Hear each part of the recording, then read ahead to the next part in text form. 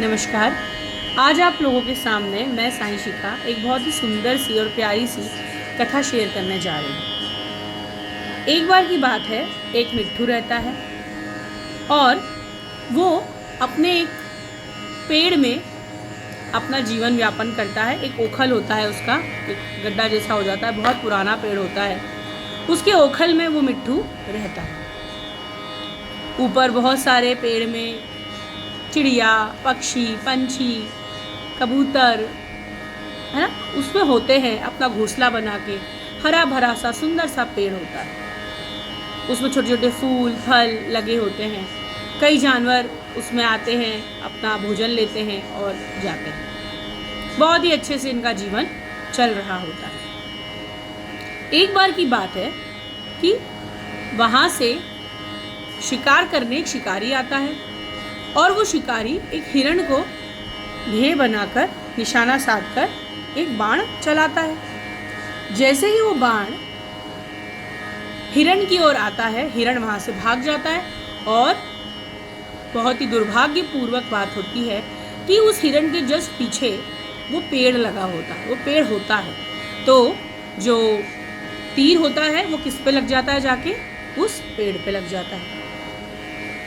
जैसा कि हम सभी जानते हैं कि शिकारी जो तीर इस्तेमाल करते हैं उस पर वो एक प्रकार का विष लगा देते हैं। जैसे ही जानवर को वो तीर लगे, वो विष धीरे धीरे उसके शरीर में फैलने लगे और आसपास या थोड़ी दूरी पर जाकर ही वो जानवर मृत हो जाए, ताकि शिकारी उसको ले जा सके।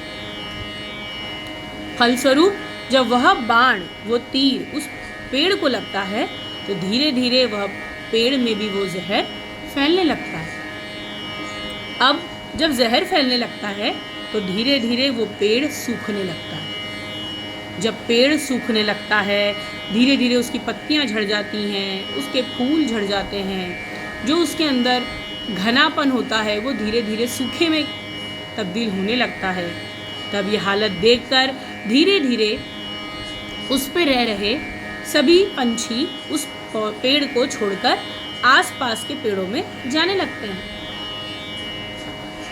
अब क्या होता है कि जैसे ही सब छोड़ छोड़ के जा रहे होते हैं, सभी का ध्यान पड़ता है कि मिट्ठू के अंदर कोई हलचल ही नहीं है।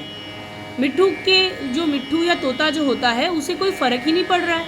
वो वैसे ही अपने उखल में जा रहा है, बाहर आ रहा है, उड़ रहा है, फिर अंदर चला जा रहा है, फिर बाहर आ रहा है। मतलब उसके कोई वहाँ से शिफ्ट होने के कोई हाव भाव नहीं दिखते हैं। तो वहाँ पर एक चिड़िया होती है, तो काफ़ी सारे पक्षी होते हैं, उसमें से कुछ पक्षी उसके पास जाते हैं और कहते हैं, मिट्ठू भैया अब इस पेड़ को तुम छोड़ दो। हम भी सारे छोड़कर कहाँ जा रहे हैं? पास के ही 2-3 हरे भरे पेड़ हैं, वहाँ जा रहे हैं, तो आप भी हमारे साथ चलो। ये सुनने के बाद मिट्ठू कहता है कि नहीं, मैं यहीं ठीक हूँ, मुझे कहीं जाने की आवश्यकता नहीं है। चिड़िया फिर उससे कहती है कि भैया, खाने के लिए, छाया के लिए अब इस वृक्ष में वो सब चीज़ें नहीं हैं जिससे हमें ये सुविधाएं मिल सके। एक अच्छे जीवन व्यापन के लिए हमें दूसरे पेड़ पर जाना ही होगा। आप भी हमारे साथ चलिए, अन्यथा आपका जीवन संकट में आ जाएगा। मिट्ठू कुछ और सफाई नहीं देता है, सिर्फ एक ही बात कहता है कि नहीं, मैं इस वृक्ष में ही ठीक हूँ, मैं यहीं ठीक हूँ। अगर आप लोग जा रहे हैं तो आप लोग की यात्रा मंगलमय हो, मैं आपकी कुशलता की कामना करूँ। ऐसा बोल के वो मिट्ठू अपने ओखल में, तने के अंदर जो गड्ढा हो जाता है पेड़ों में, वो उसका घर होता है, वो उसके अंदर चला जाता है। चिड़िया और बाकी पशु पक्षी धीरे धीरे जो है उस पेड़ को छोड़कर दूसरे पेड़ पर शिफ्ट हो जाते हैं। अब ये सब कुछ वैकुंठ से या स्वर्गलोक से हम बोल सकते हैं, भगवान ये सब कुछ देख रहे होते हैं। भगवान को ये बहुत ही आतुरता होती है, हालांकि भगवान अंतर्यामी हैं, उनको सब कुछ पता होता है, पर फिर भी उस मिट्ठू की परीक्षा लेने के लिए, उस मिट्ठू के मन का क्या भाव है असल में, ये जानने के लिए भगवान स्वर्गलोक से कहाँ आते हैं? पृथ्वी लोक पर आते हैं। और कुछ ही दिनों में ये देखते हैं कि वो पेड़ अब सिर्फ शाखाओं से भरा हुआ है अब उसमें एक भी हरा पत्ता या डंगाल नहीं है। एक राहगीर का वेश धारण करके भगवान उस पेड़ के पास जाते हैं और पेड़ के पास निकलते हैं तो मिट्ठू अपनी गर्दन निकालता है ओखल से और कहता है कि ओ भैया, तुम थक गए होगे, थोड़ी देर इस पेड़ का जो तना है, इसकी जो छांव है, उसमें विश्राम कर लो। तो वो राहगीर भगवान होते हैं, वो कहते हैं कि अरे भैया, ना इसमें पत्तियां हैं, ना ही कोई हरी भरी रगाल है, कहीं से कहीं तक कहीं छाया बनी नहीं रही है, इतनी तेज धूप है, तो मैं किसी हरे भरे पेड़ के पास जाके बैठूंगा ना, मैं सूखे हुए पेड़ के पास क्यों बैठूंगा। ये बात सुनकर मिट्ठू बाहर आ जाता है, मतलब पूरी तरीके से अपने दरवाजे पर आ जाता है अपने घर के, और कहता है कि नहीं नहीं, इसका जो तना है, इस तने से जो छाया बन रही है, आप उसमें बैठ जाइए, बाकी आपकी इच्छा, आप मुझे थके हुए दिख रहे हैं। भगवान उससे पूछते हैं, वो राहगीर उससे पूछता है कि अरे तुम इस ओखल में रहते हो? हाँ, यही मेरा घर है। बोले यहाँ तो ना छाए हैं, ना ही ठंडक है, तुम कैसे रहते हो? तुमको तो दूसरे उसमें चले जाना चाहिए, यहाँ तो कोई भी पशु पक्षी नहीं रहा, तो तुम जाओ उधर। मिट्ठू कहता है कि मैं इसे छोड़कर नहीं जा सकता। बोले क्यों, ऐसा क्या है?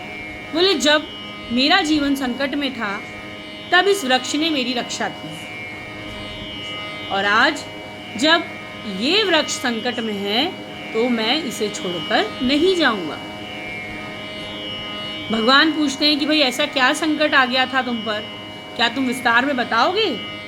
तो वो मिट्ठू कहता है कि हाँ, एक बार की बात है, जब मैं बहुत छोटा हुआ करता था, बहुत छोटा नन्हा सा पैरट हुआ करता था,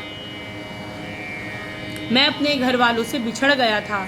वो एक काली अंधेरी रात थी, बहुत तूफान जा रहा था, बहुत बारिश हो रही थी, बहुत ओले, मतलब तेज़ बारिश होने की वजह से मैं अपने माता पिता, अपने परिवार से बिछड़ गया था, और जैसे तैसे मैं अपने आप को बचाते, हवा के थपेड़े खाते खाते मैं इस पेड़ के पास आया, और इस पेड़ के अंदर ये जो ओखल बना हुआ है, ये तब भी था। इस ओखल के अंदर मुझे शरण मिली, इस पेड़ ने मुझे शरण दी, और पूरा जीवन मैंने इसी पेड़ के सहारे काटा है। उस रात को इसने मेरी रक्षा करी, और उसके बाद अपने फल फूल, छाया, ठंडी गर्मी, सब में मुझे आश्रय देकर मेरे प्राण बचाए हैं। तो ये मेरा प्राणदाता है। अब मैं इसे छोड़कर, जब इसका प्राण संकट में है या जब ये संकट में है, तो मैं इसे छोड़कर नहीं जाऊंगा। ये बात सुनते ही भगवान उस तोते का भाव समझ जाते हैं। परीक्षा पूर्ण होती है और भगवान कहते हैं कि अगर मान लो ये पेड़ अब तो जीवित होने से रहा, तो क्या तुम इसी में प्राण त्याग दोगे? तो वो कहता हाँ, अगर ज़रूरत पड़ी या अगर ऐसा समय आया भी तो मैं इसी पेड़ में अपने प्राण त्याग दूंगा, पर मैं इसका साथ नहीं छोड़ूंगा। ये बात सुनते ही भगवान अपने असल रूप में आ जाते हैं, और भगवान कहते हैं कि तुम्हारे इस विचार से, तुम्हारे इस भाव से मैं बहुत प्रसन्न हुआ, और इसके फलस्वरूप मैं तुम दोनों को आशीर्वाद देता हूँ। और भगवान ने उन्हें आशीर्वाद दिया। वो जो जहर से पेड़ मर रहा था, देखते ही देखते भगवान की आशीर्वाद से वो हरा भरा हो गया और अपनी पहले वाली स्थिति में आ गया। जैसे ही वो पेड़ हरा भरा हुआ तो आसपास के पशु पक्षी जो उसे छोड़ चले थे, वो पुनः अपना बसेरा वहाँ डालने लगते हैं, और भगवान उस तोते को, उस मिट्ठू को आशीर्वाद देके वहाँ से अंतर ध्यान हो जाते हैं। कहने का तात्पर्य इस कथा से ये है कि जिस प्रकार से उस मिट्ठू ने अपने प्राणदाता, अपने जीवनदाता उस पेड़ को नहीं छोड़ा, अंत तक नहीं छोड़ा, उसकी जान पर बनाई तभी भी उसने नहीं छोड़ा, पर आज हम देखते हैं कि आजकल के समय में वृद्धाश्रम बढ़ते जा रहे हैं। लोग जैसे ही माता पिता वृद्ध हो जाते हैं या असहाय हो जाते हैं, लोग उन्हें अपने साथ रखने से कतराते हैं, उनकी सेवा करने से कतराते हैं।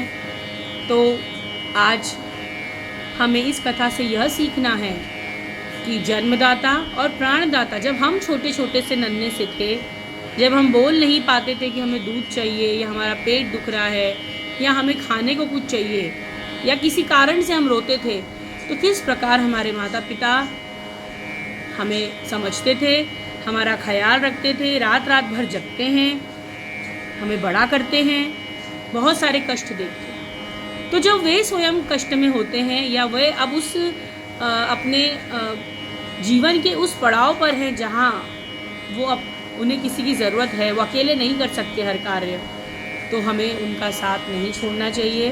किसी कारण से यदि कुछ लोग ऐसा करते भी हैं तो हमें ये चीज़ें प्रैक्टिस में नहीं लानी है। जहाँ तक हो सके हमें हमारे माता पिता, हमारे प्राणदाता, हमारे जीवनदाता, हमारे फादर, हमारी मदर, दोनों को जब तक हमारे शरीर में प्राण हैं या जब तक हम इसके लिए समर्थ हैं, हमें उनकी सेवा करनी चाहिए। समर्थ नहीं है तो भी हमें उनका साथ नहीं छोड़ना चाहिए।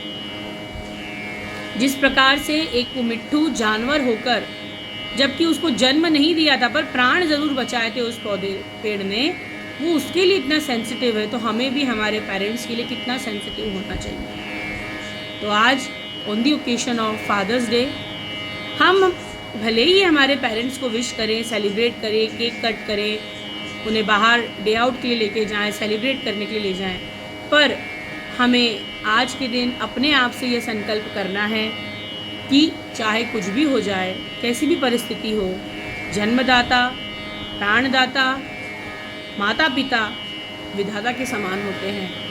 उनका साथ जब उन्हें हमारी अत्यंत आवश्यकता है, तब हमें उनका साथ पूरा निभाना है।